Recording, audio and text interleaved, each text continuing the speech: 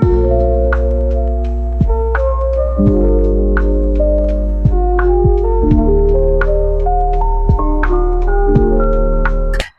right, thank you guys so much for bearing with us on today. I don't really like saying on today. I don't know why people say on today. I don't know. I find myself saying on today. On today. Like, professional.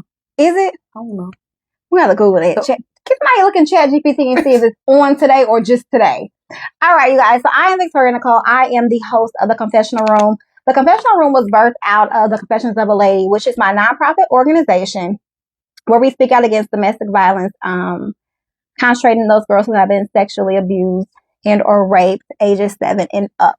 And then from there, I used to, when I started this in 2019, I used to always have women wanting to share their story or just coming and talking to me individually. And so that's where the Confessional Room was birthed. And so this is a place, I don't want you guys to how am I going to say it? This is not a place where we talking to the camera. Nesita and I are going to have a conversation and you guys are just going to watch. So think about going into a place with God and it's just you and him and everybody else doesn't get to see what you have a conversation with him. Or you could think of the traditional confessional room in other denominations where they go into a room and they just confess everything and they just talk, you know, just chit chat. That's basically it. So with that being said, I am Victoria Nicole. I am your host of The Confessional Room. And today we have Miss Nesita.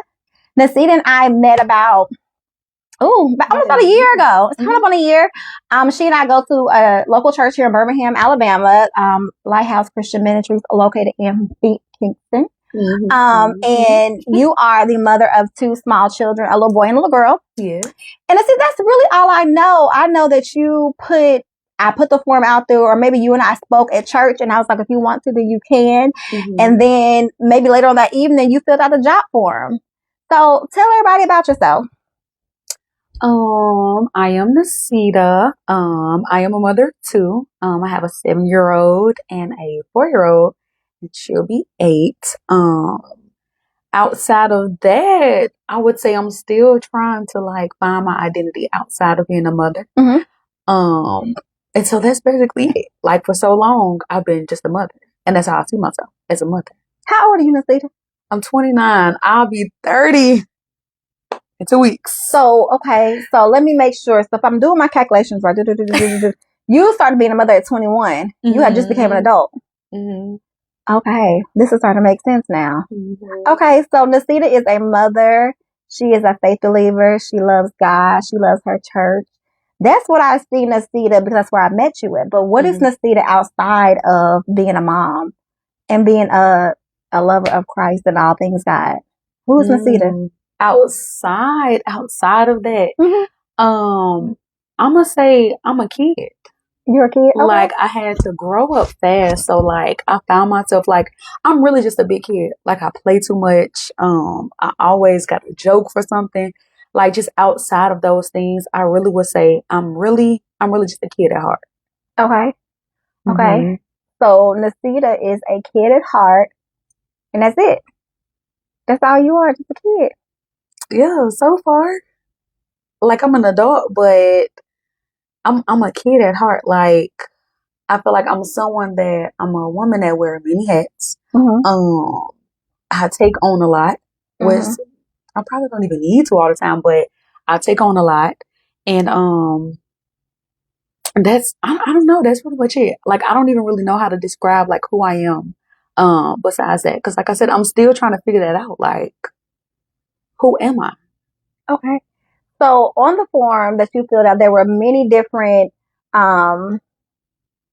selections, and you chose a strong woman's burden. Why? So that was tough, and I was like, "Oh, I want to do all of them." I was like, "But I can't." I was like, "I want to talk about all of them." Okay. But I chose to talk about a strong woman's burden because I feel like for so long I've held so many burdens. I've carried so much weight on my shoulders for so long. And so I'm just not getting to the point to where I'm I don't have to be strong. I don't have to carry the burdens of my past. And so that was one I was like, okay, I can do that because I can relate to it. And I just feel like I've turned those burdens of my past into good. And so I was like, okay, I'm gonna do this one. But then when I was going back and looking, I was like, I should have did another one. Which one did you want to do? I don't know. I want to do all of them. I You don't want to do know. all of I want them? to do all of them. You know, the one that no one wants to really talk The about. abandoned one. The abandoned? abandonment. That's what I want to do. Okay, let's go there. That's what I The thought confession room is not, as I was telling you before we got live, like the confession room is not scripted. I don't have a list of questions for me to ask you. The confession room is really just your place for you to come and speak about your truth and whatever you have gone through to get you to this place. I understand. I know personally that healing is a lifetime thing. It is. You may heal from this thing, but then you may have another issue with something else. So I believe that life is a healing process, you know, from one thing after another. So when it comes to the strongest woman bird, I think, you know, with being a mother, you have to wear many hats. A friend of mine and I were having a conversation the other day, and she was like, as a mom, we got to plan to be sick. I mean, that alone is a lot. But if you want to do the abandoned, I mean, let's go there. Okay. So let's go. Let's go. This is your floor. I'm just merely here to guide you. Okay. So let's go. So let's talk abandonment. What does that mean to you, and where did it start? It started when I was a child. Okay. Let me see how to say this and make sure I'm saying it right.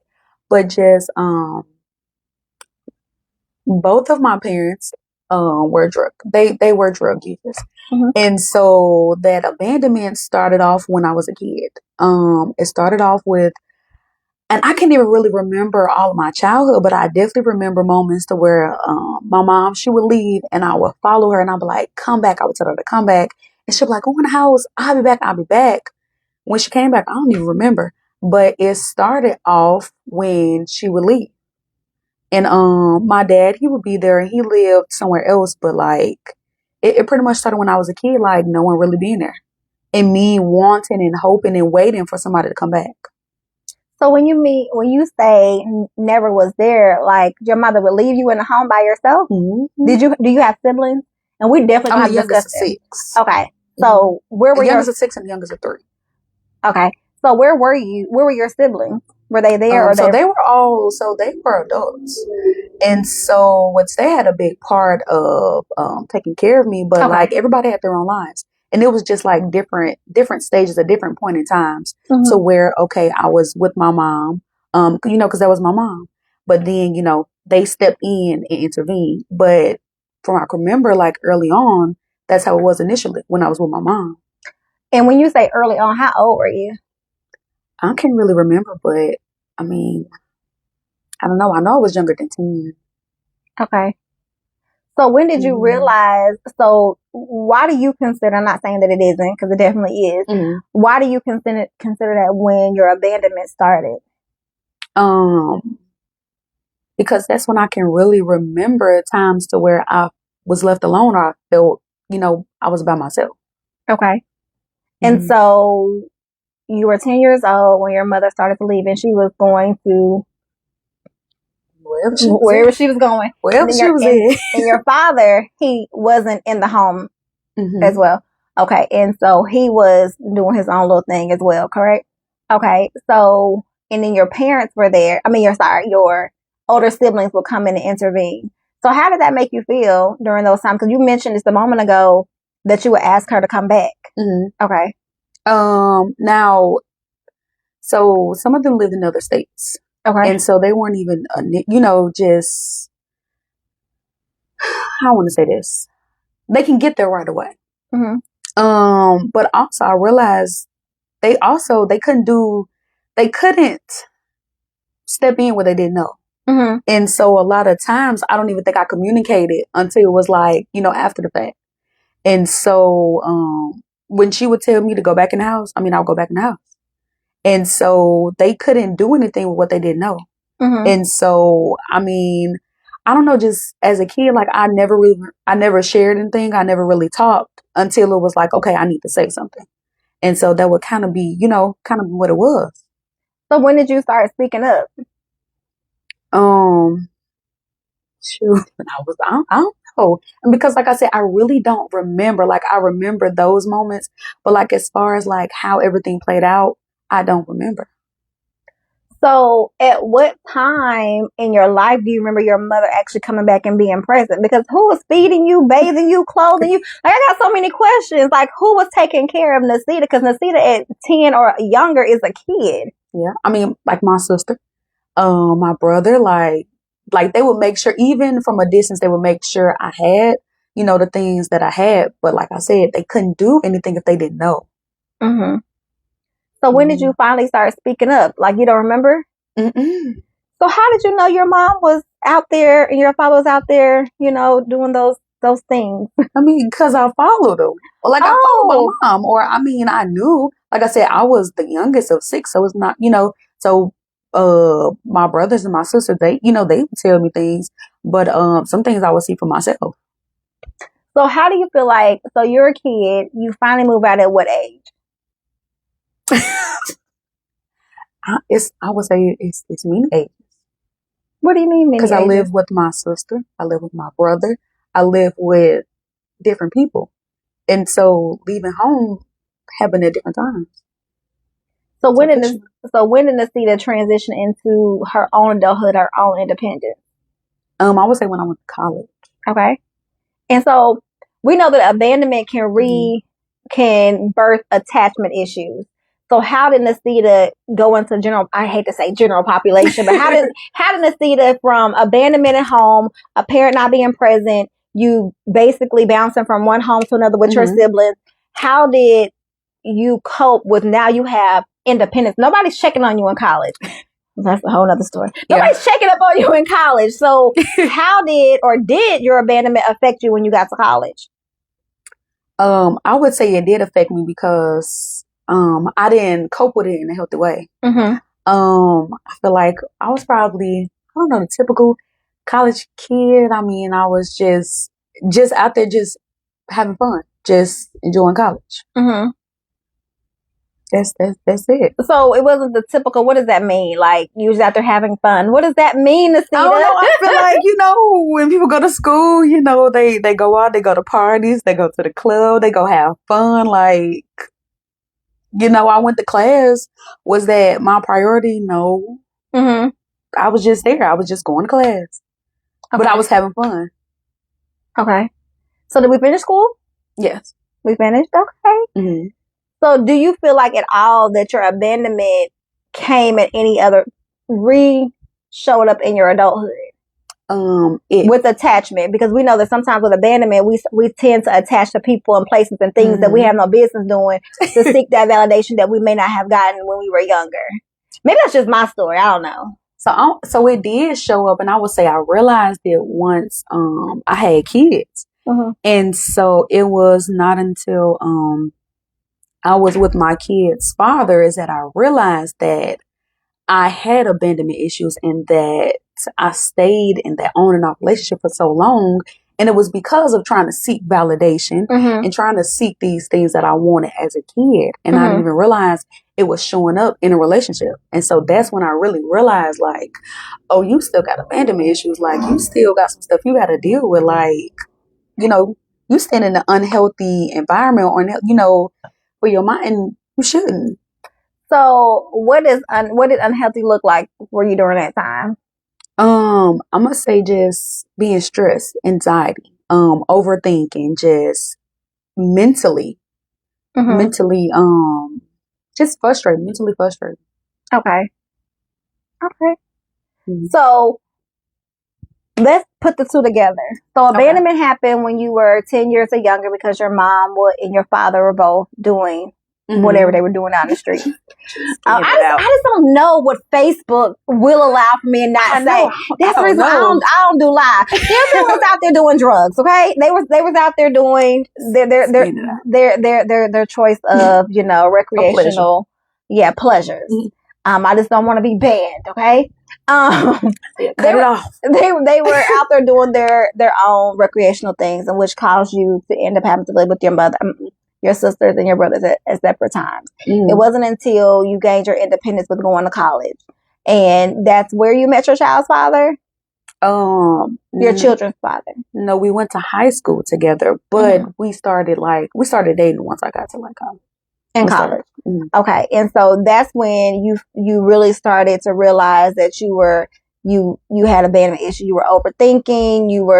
Do you feel like you were self-sabotaging your relationship with him? Because I know with overthinking, you have 1,001 scenarios about one thing that didn't even equal your A went to 1 instead of to B.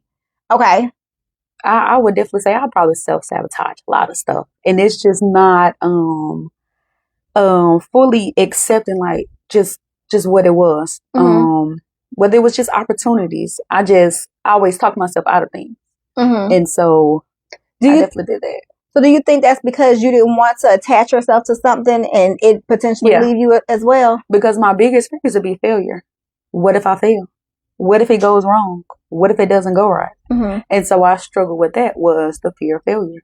And not even having the courage or to even try to do something because I was too scared of it failing. Okay. So let's talk about the relationship with your child's father and the strong woman's burden. So you felt like you had to do what in that relationship? Be a mother and take care of the kids by myself. For so long, I thought that I had to do everything by myself.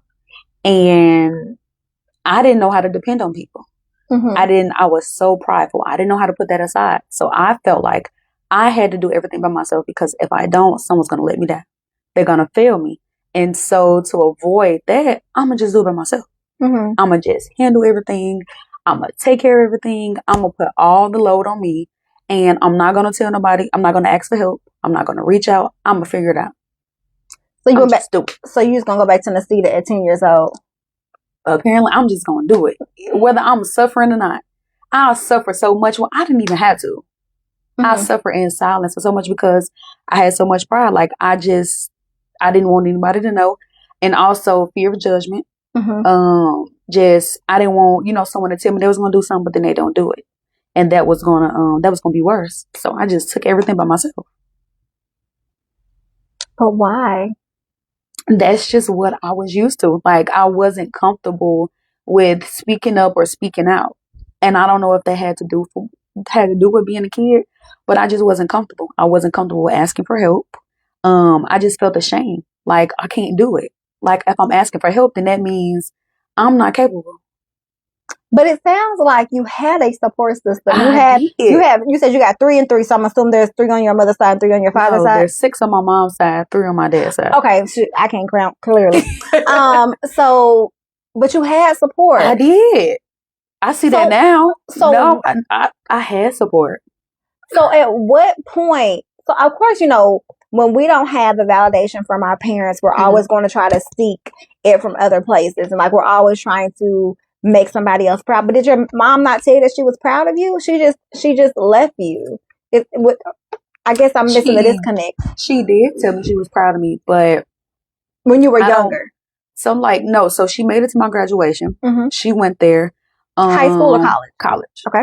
And she would tell me she was proud, but just like I would hear it, but like I didn't really accept it. Why? Because I was like, I don't know. It was just like, okay, you're proud of me, thank you. But that was it. Like, that was it. Thank you. Thanks for being proud. I don't know. I guess I'm trying to see where the disconnect came from you. I guess I I was a mess. I don't know. I was a mess. I'm not like that no more though, but I was definitely a mess. There was a lot of disconnect. Like, I feel like I was really disconnected from reality. And I had my own reality. I had my own, like, what I was thinking life was, but it really wasn't that. So what did you think life was? I thought it was just me. I thought it was just me. Okay. I thought it was just me. Okay, there we are. Yeah. So I see it now. I see it. Maybe because it was just me. Maybe I feel like I should be on a different hallway back in high school. Okay, so I get it. I get it now. So because of the abandonment, with your mother and it always just being you. I'm assuming that you said that your siblings were older, right? Mm-hmm. And so it was just basically you in the household by yourself, or periodically. Yeah. They were in and out. And so as you got older, you started to do that same thing. You went back to what you knew, which was being by yourself. Yeah. And so you became a strong woman when you had your own children. And so you figured, since I had to do it when I was little as a child, I got to now do it as an adult with my own children. Baby, I done figured it out. I didn't even have to, though. I didn't even. I done figured it out. Like, where is something is not going right. Okay. So do you consider yourself at that time a hover parent? Like, you feel like you just had to do everything for your children? Like, they always had to be in your sight? Like, they was always had to be with you? No, I didn't feel like that. Like, I would watch over them. But, like, I didn't mind if they went, other places, if they went to folks' house.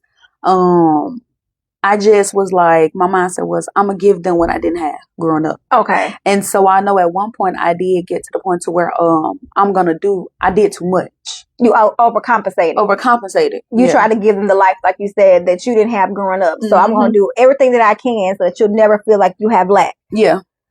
That makes sense. Mm-hmm. So where is Nesita now? Oh my goodness, so much better. It's not just me. My support, I got a great support system. I have a great family. And it took a long time for me to even really, not even to see that because they've always been there, but it took a long time for me to even acknowledge and even allow them in my space. And that's what it was. It took a long time to allow them to even be what they were. So what would you say was your turning point? When did you say enough is enough? I need this help. I need to figure out, like, I don't have to do this thing called parenthood by myself. Like, I don't have to make up where you may have felt that your parents had failed you. So what was that turning point for you? Like, what took place? It was when I definitely going to therapy. Pro therapy. Oh, I love it. I am pro therapy. I think that everybody should go to at least 3 sessions. If in 3 sessions that therapist does not bring something out of you, find another one to try again. Go ahead. So it was therapy. I'm so glad that I went to therapy. So glad I went to counseling. But it was just kind of like during counseling and just really going to church and just really getting rid of the old mindsets that I had. It was the mindsets that was just really like preventing me from just even seeking help. And so I would find myself in moments where I needed help, and I still kind of wouldn't say anything, but I would accept it. Like back then I wouldn't want to accept it because I felt shameful. Like I said, the pride, but it's not there anymore. It's probably there a little bit, but I'm working on it. We all got a little bit. I'm working on it. But it was just really just going to therapy and really just going to church where I was like, I can't be like this. Like, how can I allow for God to help me if I can't allow anybody else to help me? And so I had to get up out of it. Like, it's not going to work. Yeah, because he's not coming down here to help. He's not saying people. And I had to realize that I was like, okay, I guess I got to. Yeah. So what made you go to therapy though? Like, what was that thing that made you say, like, okay, this is enough? Like, I know for me, I was tired of when I started seeking therapy. I have been in therapy off and on since I was a kid. And I really started going when I was in college. And, realizing that there was somebody who was non-biased, who don't know me. I'm all in a totally different state. Like, you can't tell me nothing about me. Like, so you can't judge me. Because I was like you at one point. My mother was a present parent, but she wasn't, how can I say, she wasn't like I am with my daughter. She wasn't like that present. I can never take my little red lady, but she wasn't that present. But I always knew that there was something else wrong with me because I wasn't like my other siblings. Like, I'm not the black sheep, but like I really don't fit in with them. But I do fit in with them. It was in the middle. Like, I'm somewhere like in the middle. And so for me, when I went to college, so when I started therapy, and when she started peeling back layers of stuff, and then I stopped because it was like, okay, now we'll help them. You're getting too you get too raw and uncut for me. So for me, going to therapy, and it's like you want to bring up, like, I had put these thoughts in the back of my head. Like, I didn't want to talk about things happened to me at 7 or at 15 or any of those things. Like, I wanted to live in my own world in a fairy tale land. And I wanted to pretend like when I came to Alabama, I could reinvent myself because these jiggers don't know me. I can be who the hell I want to be. You know what I mean? I was really on my non-stuff I am. who I want to be. But anyways, focus, Victoria. But that's what I felt. So what made you say, or what was that thing? And so I say that to say I didn't really start taking therapy serious until I had a daughter. And that's what made me go. It was because of how I was treating my children. Mhm. I would get so irritated. I would get upset. And I found myself just having these thoughts that I know wasn't right, that I know it wasn't me. Like just wanting to, not even to take my frustration out on them. And so I knew I had to get some help. I said, because this is what I told myself, I'm not going to be the parent that my kids have to heal from. Mhm. And so I said, I got to get some help because I'm just not about to do that to my kids. They don't deserve it. Mhm. And so I said, I got to go get help. Like, so what were those things that you were doing? Like for me, to give you an example, like for me, I had gotten so stressed. I had postpartum really bad. Like, I don't care nobody said postpartum for the first 10 years of her life. I was drinking, I was smoking, I was popping pills, and nobody knew. Like, I had this perfect, I won't say perfect persona when I came into the real world, but nobody knew. Like, I was drinking real bad. Like, to the point, I'll never forget that I was drinking one night, and I was in and out of consciousness. I got so drunk, and lady laid over me, so I couldn't catch the bottle anymore. I couldn't get it. And when I woke up, the bottle was in the other room. And she was when I woke up, she was still over my body. And so it was at that point, I was like now I'm trying to, like my daughter sees it, and she was young. Like she had been like 5 or 6. And I was like, I may need to seek therapy, like, and try to take it serious this time, because all the fears and the trauma that I did not want to cause her, I am now putting those in her trusting years, because she was under 7. So what was that real turning point for you? I can remember we were getting ready for school, and I don't know what Deanna did, but she didn't even really do anything. But it's like I was just getting so irritated. I don't know what it was. We was getting ready for school, and I ended up popping her. But it was more so like, it wasn't just a pop, like come on. No, I felt myself like really like hit her, and I felt the anger, like when I hit her, and I said, I can't do that. It wasn't like oh, I'm gonna beat you, I'm gonna knock you on the floor. No, but I just felt the forcefulness of my hand. And I said, I cried because I felt so bad, because I said, that's not me. That I do not, that's not how I treat my children. That's not how I treat any kid. And I said, that's not me. I have to do something about it. I cried and I felt so bad because I said, that is not me. And I'm not about to continue this. And my kids, they're not about to have trauma. They're not about to, they get older and okay, they got to get therapy because I took my anger out of them. No, I went to therapy. I started seeking some of everything. I said, I can't do this. I'm not. This not me. I'm not this kind of mother. Never been that kind of person with kids. And I said, I'm not about to become that. I said, no. Every little thing they would do would aggravate me. It would irritate me. It would be just the slightest things. And that was when I went, and that's when she said that I had depression. I said, I don't got depression, but that was what ran in my family. So I always said I would never suffer from depression because that was something that my mom had, my sister had, I said, that's not going to be me. Whole time it was me. And I think people think of depression as being sad, down, always crying and moody. Oh, but I was so moody. Like they when it comes to depression, people always put it in like this cute little box. Like, if you don't check off all these boxes, you're not depressed. But you can be functionally depressed. Like you could be always sad, or like you said, switching from one mood to another, or always feeling like you're selfless, you don't have any type of self-worth, and so you're always prejudging yourself before things ever happen. I was bipolar at one point. I said, I gotta be bipolar because this ain't right. Yeah, they diagnosed me with that at one time too, but something gotta be wrong with me. It gotta be. And so where did she say that it stemmed from? Because you said when you went there, she said that you were suffering from depression. Your therapist or counselor?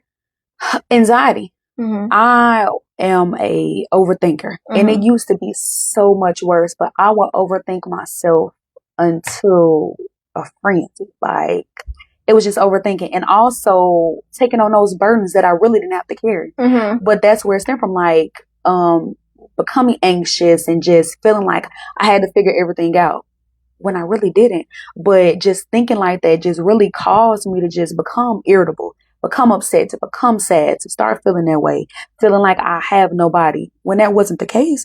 But that's just where my mind went. That's just the overthinking just really just took me there.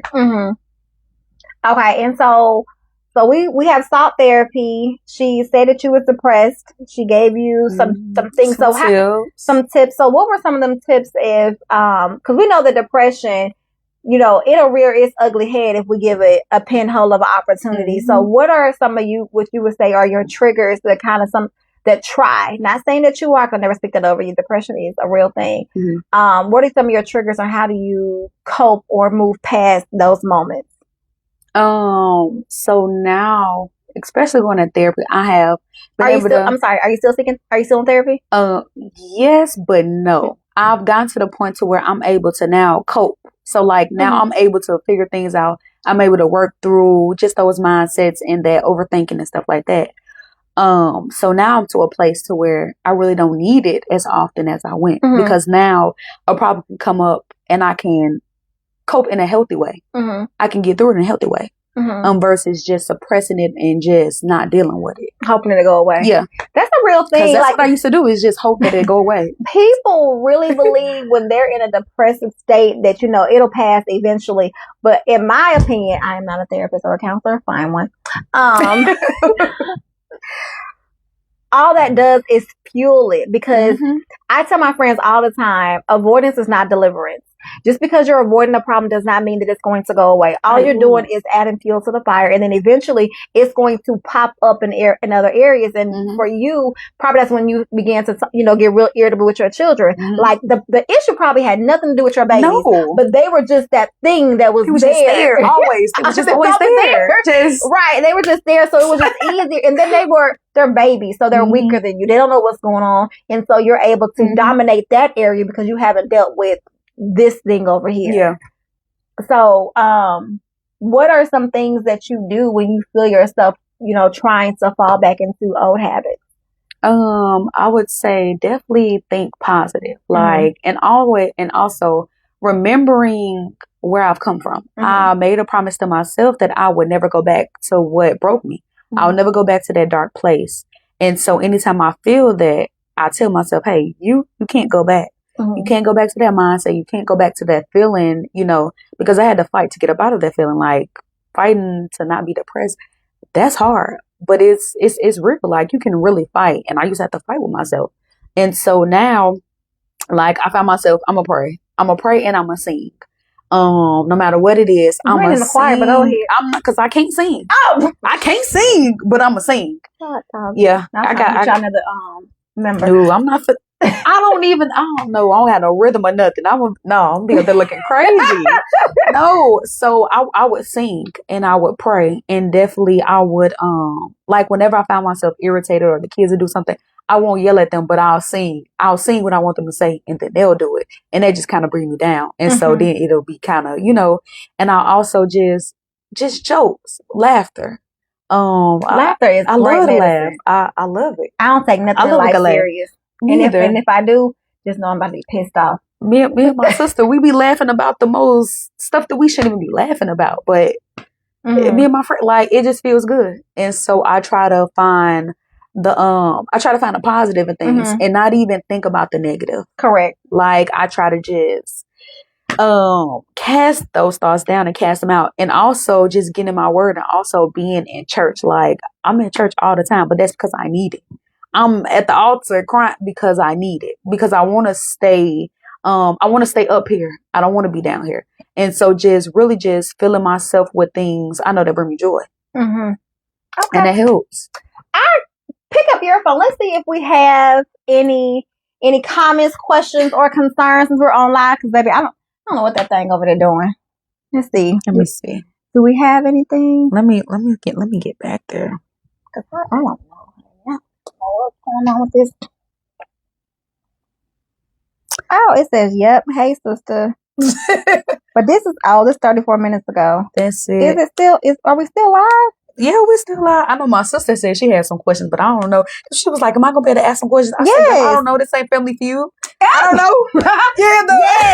Yes, she can definitely ask questions. I will, when I upload this will be, if you don't catch this live or you catch the replay, I'm going to actually upload this to YouTube, and that's where it'll stay for forever and ever. If you haven't caught any of our other episodes, please go on to our YouTube channel. It's The Confessional Room as well, and check out those other interviews. So yeah, I don't see what you see. Let me see. And so, like we said, it's delayed too. So you're correct. You sing, okay, but you can't sing. That's my sister. Yeah, they all don't come for me. Petty. Very. Yes, rotated. Okay. All right. So we'll give it another moment. See, mine don't even show that. Mine is so special.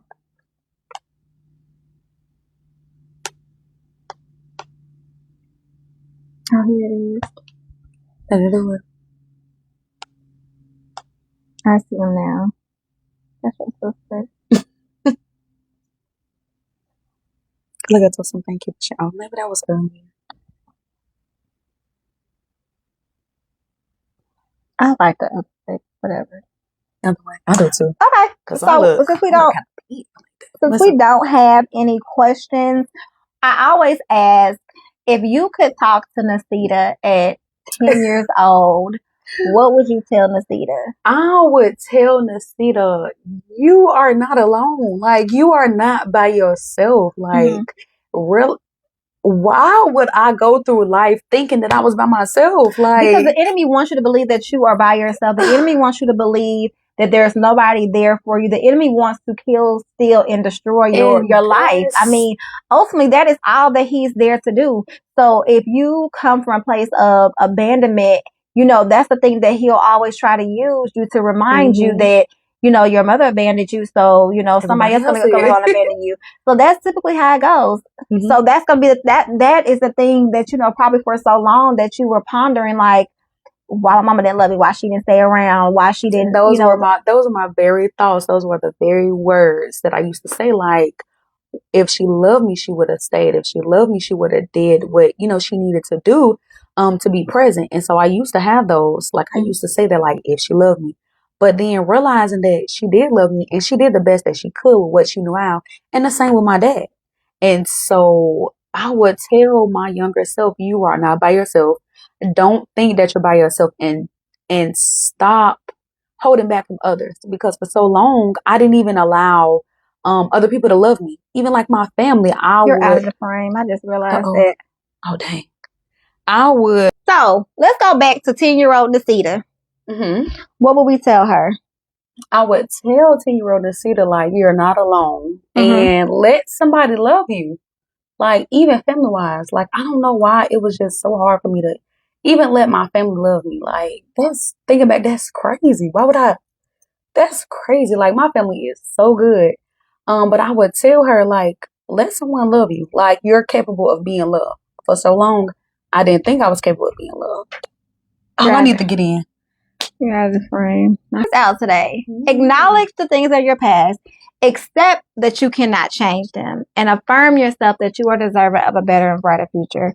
Those are the 3 A's that I try to live by. Acknowledge, accept, and affirm.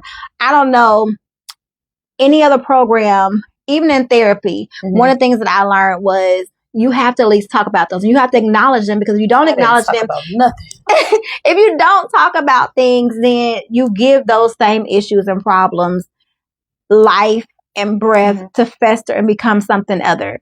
Back to me even saying a little while ago, avoidance is not deliverance. When you don't talk about the thing that is bothering you, you begin to accept it unknowingly. And so then that becomes another issue. And so for me, I just believe that we all have to get to a place where we're no longer living against or underneath the norm of what happens in this house stays in this house. Because that is so far from the truth. Just like this rug on the floor is bubbling up because it's not smooth out. I haven't dealt with the issues of these chairs. It's just like life, right? It's just like whenever you say, okay, I'm going to deal with that tomorrow, it's like you're brushing underneath the rug. Oh, I'm going to deal with that another day. I'm brushing underneath the rug. Okay, so it's really not that big of a deal, but I'm brushing underneath the rug. Like I know, when a rug gets too full, you're going to what? Trip over it. And all those issues are going to be able to spill out into other areas of your life. And for you, unfortunately, it was with your babies, because you had dealt with the abandonment for your childhood, and then you were trying to overcompensate for your babies as they got older.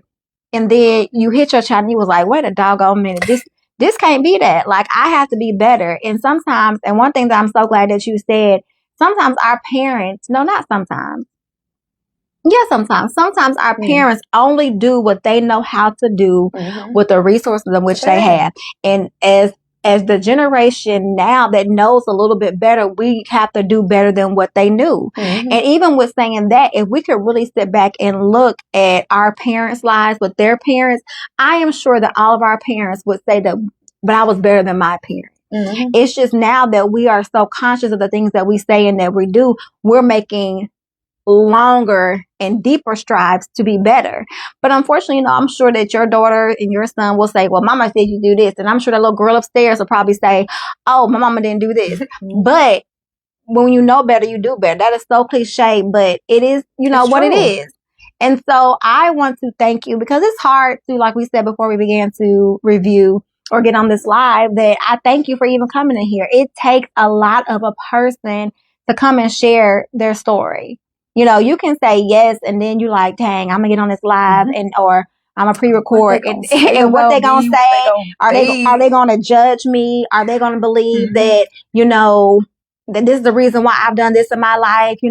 This is the reason why I don't have this, because this happened. But the truth of the matter is, abuse happens to all people. And although abuse may not be physical, that's sometimes what we've been trained to. Well, you weren't hit, so it don't matter. I tell people any day, I sometimes rather have been hit with some of my issues in my past, because at least those bruises heal. It's when you're late night in your room, when the kids are asleep, when those things that people have said and are done to you that wasn't physical, that, really trample, and it lingers in your mind and makes you think, well, maybe they were true. Maybe this isn't the reason why I don't have X, Y, Z. But we all know, you and I know, that that's nothing but the devil trying to play on your mind so that you don't get better from whatever it is that you're going through. So I want to say thank you for coming into the room. It takes a lot from a person to come in here. I don't give a flying flip. I don't care. I mean, I don't care as much now. I don't care. It is what it is. Like, and people gonna talk. People gonna talk, irregardless whether you give them something to talk about or you merely exist. But I want to thank you for being in a space, for even reaching out and saying, "Hey, I want to come in the room and share some of my story." I know there's many, many layers to your story, but just this little piece, I pray and I hope that it helps somebody else. Well, thank you for having me and even allowing me the space and the opportunity to be able to come and even share, and also not judging me, because I used to be so fearful, like, what's she gonna say, what's she gonna think? But I thank you for just not even judging me, not sitting here and just like, oh, I would have did this, I would have did that, but just thank you for giving me that space, and not like, just sitting here having a conversation, like, okay, like, what's see? Hey, Nesita, guess what?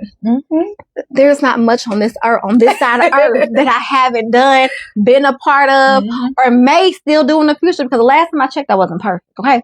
So I understand I'm in a space in my life where I have no room to judge anybody, because one thing that life has shown me is the moment that I judge you about something you do, I'm going to have to go through that same thing.